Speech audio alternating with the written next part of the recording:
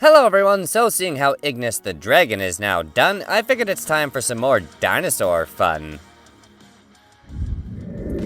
Hello everyone, hope you're all doing well, and thank you for tuning into Moose Motion. Be sure to like the video if you enjoyed the content, comment below what you think, share with your friends, and perhaps consider subscribing if you're new, and be sure you have your post notifications turned on so you don't miss any of the new content. Anyway, thank you for your support, it's highly appreciated. So during this video, I'll be making a Cryolophosaurus Armature doll skeleton for stop motion purposes. Now this will be part 1 of the series where I'll be basically building the Armature doll skeleton. Now obviously this dinosaur is going to be used for future stop motion animation projects. Now I'd be lying if that was the only motivation I had to making a Cryolophosaurus, because well, it's obviously not a very widely known dinosaur, but it was from Antarctica, and well, I'm Canadian, so it's also rather cold here, especially this time of year in February and December, so I wanted to make a Arctic dinosaur. However, the climate would have been much different in Antarctica the time that it was alive, and we'll get into the scientific discussions about Cryolophosaurus here right away. Now, I'm obviously not a paleontologist, so I'll do my best abbreviation on this dinosaur, because it can be a little complicated, especially if we get into the, well, discussion of its genera, because it's a fairly early theropod and it's a little bit of a confusing mess as to where its actual lineage comes from. And for those of you who are curious about, well, making your own Cryolophosaurus or clay dinosaur, there's plenty of text for you to follow along on how to build your own little armature doll. Anyway, let's dive into the fun facts about Cryolophosaurus. Cryolophosaurus was a large carnivorous theropod that lived in the early Jurassic. Its name means frozen crested reptile, or frozen crest lizard, highlighting just a few of the traits about this dinosaur that really stand out from, well, vast majority of its relatives. Basically because Cryolophosaurus had a very distinctive head crest, unlike any other dinosaur that basically walked the earth that we know of to this date. It was also one of the first early carnivorous dinosaurs to obtain large body size, weighing up to a half a ton or 1,000 pounds, or 453 kilograms. Now overall that might not seem fairly impressive given some of the, well, late Cretaceous theropods being rather ridiculously large. However, during this time period in the early Jurassic, this was one of the largest predators on the Earth. Additionally, this is one of the, well, very few dinosaurs we have actually discovered from Antarctica. Antarctica may be known as a, well, barren wasteland to our modern day standards, but when Cryolophosaurus was alive, it was much more hospitable. Cryolophosaurus's fossils are found in the Hansen Formation, one of only 2 places basically in Antarctica that, well, fossil dinosaurs can be found that we know of. However, there are still lots of expeditions that should be going out to Antarctica because there's still lots to discover, and unfortunately, obviously, it's not exactly an easy task, and scientists are only actually able to do that a few times out of the year from what I can, well, dig up from listening to many hours of podcasts about dinosaurs at work. Let's just say it takes many months of preparation and requires physical tests for the people who are willing to actually go up there to make sure you're going to be able to survive the climate. But at any rate, that's a discussion for another time. And just a brief side note before we move on to the next, well, topic. The Hansen Formation was formed 194 to 188 million years ago in the early Jurassic period. So just to kind of give you, well, a time period and to how long ago this exactly was taking place. The Cryolophosaurus holotype was discovered either in 1990 or 1991. I've found a few different sources that say different years. Anyway, it was discovered by Dr. David Elliott, and the species name for Cryolophosaurus happens to be in honor of him, which is called Eliantai, which I personally think is very cool, and I'd be lying if I wasn't just a little bit jealous. And just to make this, well, already fairly unique, cool dinosaur a little bit, well, more unique, it was, well, in 1994 given the honor of being the first named dinosaur from Antarctica. And to put it in perspective as to how difficult it is to, well, excavate dinosaurs from Antarctica, as I previously mentioned, the excavation had to be finished in 2011. While the Cryolophosaurus holotype is, well, kind of incomplete unfortunately, it's estimated to be 6 to 7 meters long and about 2 to 1.8 meters tall. Now to put that in perspective, yes, it's about as tall as a modern day man and would probably be looking at most people in the eyes. However, as previously stated, this thing does weigh half a ton, and not to mention it has fairly long, well, muscular legs designed for high speed, as well as, well, quite capable of doing high-speed cornering, apparently. So yeah, this thing's fairly agile, so good luck trying to get rid of this thing once it's on your tail. Now, once again, obviously this thing seems fairly small in comparison to a lot of, well, the late Cretaceous theropods, which are vastly more popular than some of these, well, early Jurassic ones. However, Cryolophosaurus was an exceptional size for its time, as previously stated. Given the fact that the early Jurassic period was, well, kind of a time where the larger theropods were just becoming the top predators of, well, the landscape at this particular point. Before that, it was a lot of archosaurs. And even then, during the Jurassic period, archosaurs were still quite prevalent.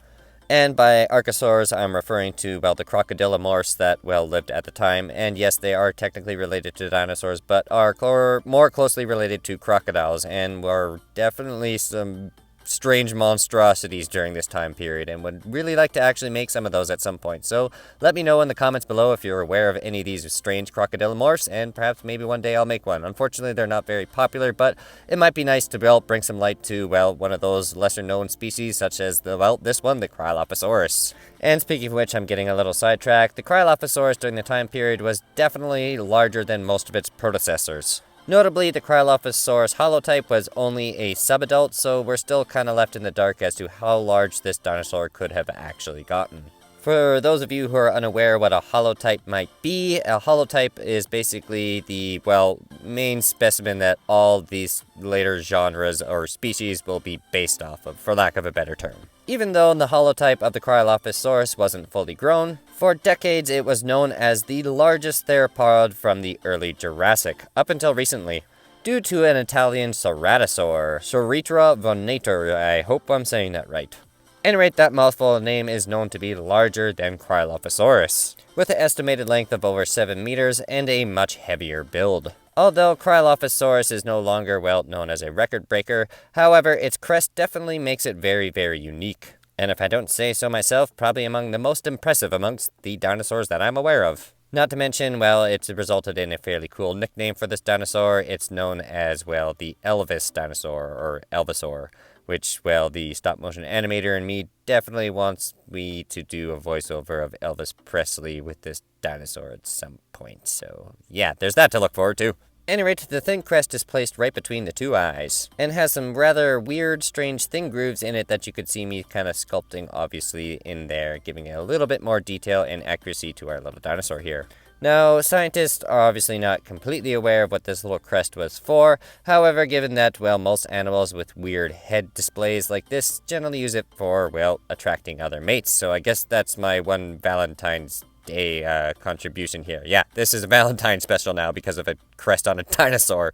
Now, there's one other, well, theory for the crest that I should quickly cover before getting into the build rundown, and I'll only quickly cover it because I kind of think it's bogus. Some scientists think that that crest was used for battling, and, well, it was a little thin and frail as far as I'm concerned. Anyway, time for the build rundown. Now, obviously, during this video, we constructed a armature doll skeleton for a Cryolophosaurus. Now, some of you more conscious dinosaur nerds might be aware of, well, that Allosaurus in the background looks a lot smaller than your Cryolophosaurus, and the Cryolophosaurus should be a lot smaller than the Allosaurus. To that, my response is, well, this dinosaur, or this armature doll, is a bit of an experiment. I wanted to up the scale just ever so slightly and make things a little bit bigger and easier to work with, essentially. And, well, I kind of hate to say it, if this experiment ends up failing, at least it failed on a lesser-known dinosaur, unfortunately. So that way I'm kind of prepping for some bigger projects in the future and, well, experimenting what the limits are of my armature dolls. Because in the past, well, I've had some problems with these theropods being a little front heavy. Hello everyone, so I'm happy to say that the Cryolophosaurus is now finished today, and while we make this dinosaur, one could say, we'll be learning some fun facts along the way.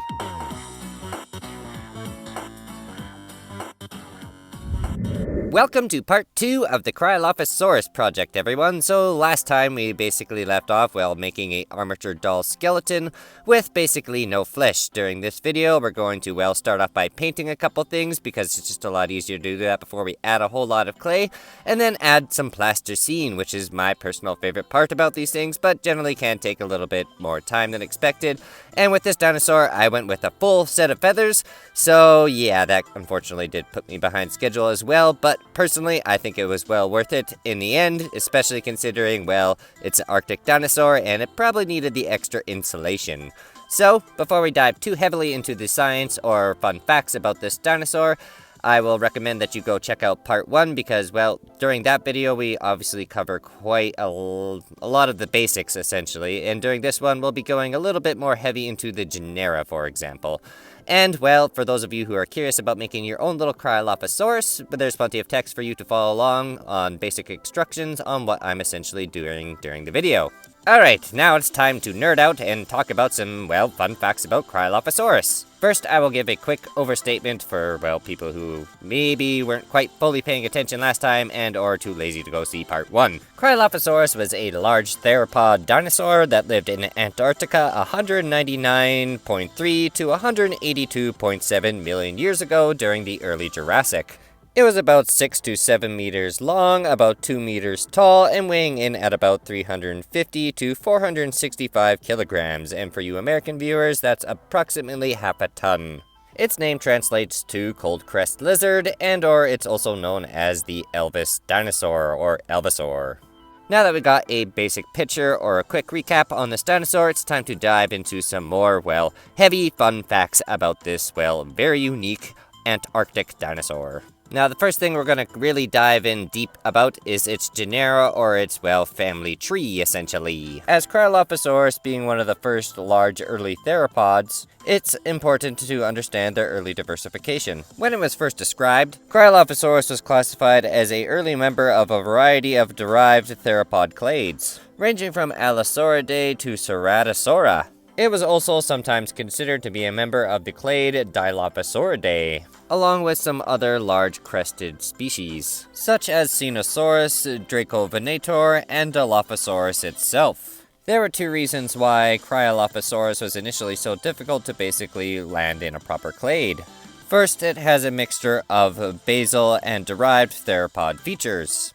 Second, several decades ago, the classifications for early theropods was, well, rather flawed. While technically speaking, Cryolophosaurus was closely related to the members of the Dilophosauridae family, however, Cryolophosauridae is not a true clade. Instead, it turned out to be a grade of early theropods. That bridged the gap from small Coelophysis-like species from the early Triassic to the early Jurassic, and to more derived theropods that dominated after. Although Cryolophosaurus was not among these derived theropods. However, it is among one of the closer living relatives to the Avarostria, which happens to have some species among those derived theropods. Some of these Avarostria species include abelisaurs, spinosaurs, and birds. It was also the only clade of theropod dinosaurs that survived into the Cretaceous period. This means Cryolophosaurus was very closely related to basically all your big famous dinosaurs that survived into the Cretaceous period.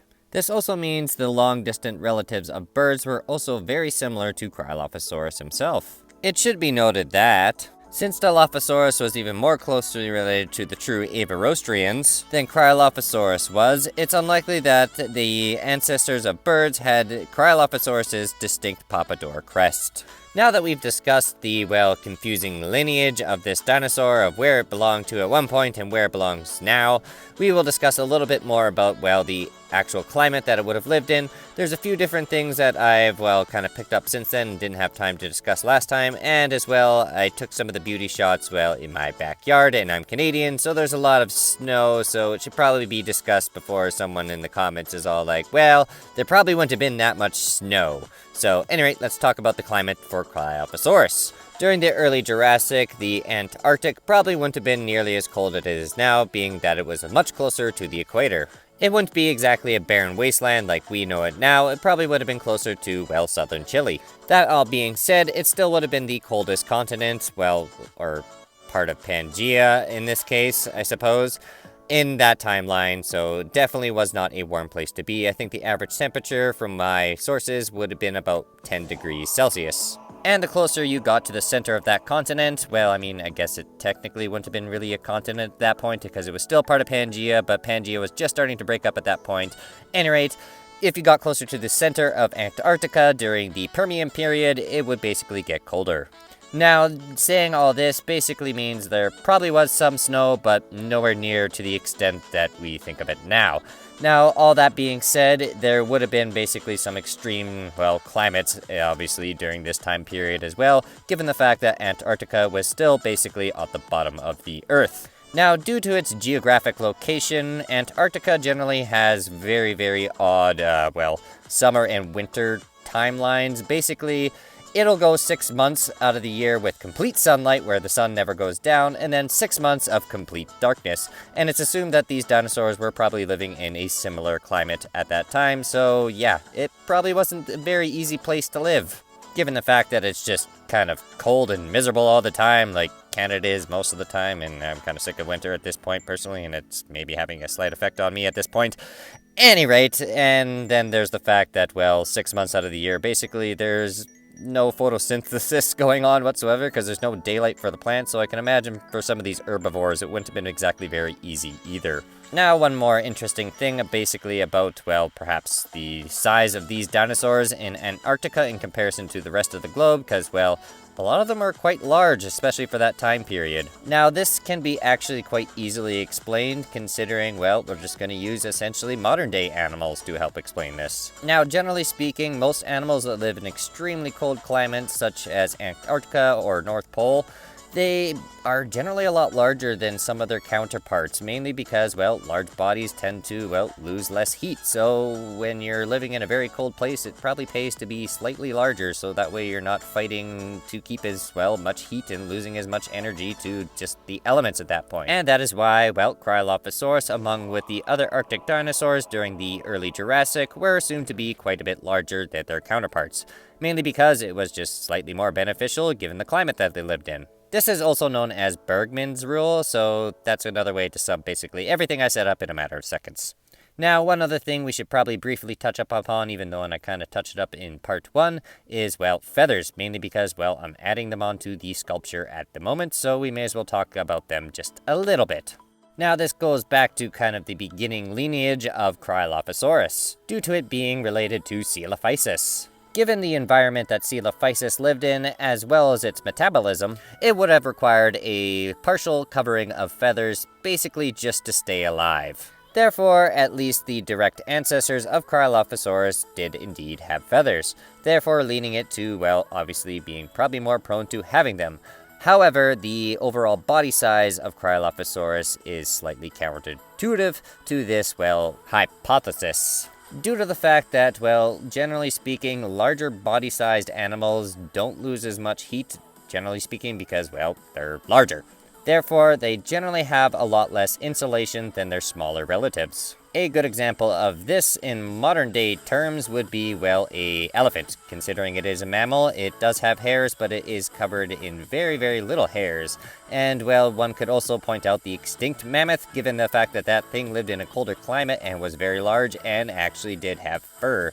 So that kind of leans us towards a few other obvious, well, hypothesis or estimations about whether or not Cryolophosaurus did indeed have feathers. One other good example for modern day animals that I can think of real quick here is obviously the large tropical birds. Generally speaking, a lot of the large tropical birds, such as ostriches that live in warmer climates, generally don't need as much feathers. However, the best example for Cryolophosaurus in regards to dinosaur terms is Eutyrannus, which is the largest dinosaur that is confirmed to have feathers. And notably, it is larger than Cryolophosaurus. And one other thing that should be mentioned is that it also lived in a fairly cold climate, with the average temperature being about 10 degrees Celsius or 50 degrees Fahrenheit. Therefore, in my honest opinion, that, well, Cryolophosaurus probably would have been fighting to keep as much of that insulation as possible and was likely to have feathers. Probably not as much as I'm, well, showing here, however, but considering this is Canada and it's minus 25, I figured the extra insulation would do him some good. At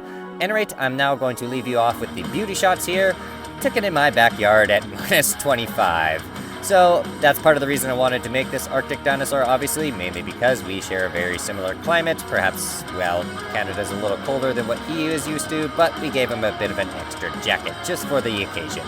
So, hopefully you enjoyed the video. This did take quite a bit longer than expected, given the fact that, well, I'm not posting this on the weekend, and we'll be returning back to my Jurassic Lego project. So, be sure to stay tuned for that. I will have a supercut of a dragon coming out soon, so you can binge watch all of the dragon content that I've recently produced, and then we'll be returning back to some stop motion projects. So be sure to keep an eye on for the shorts and the photo countdown. At any rate, I hope you enjoyed the video, and be sure to hit that like button if you did.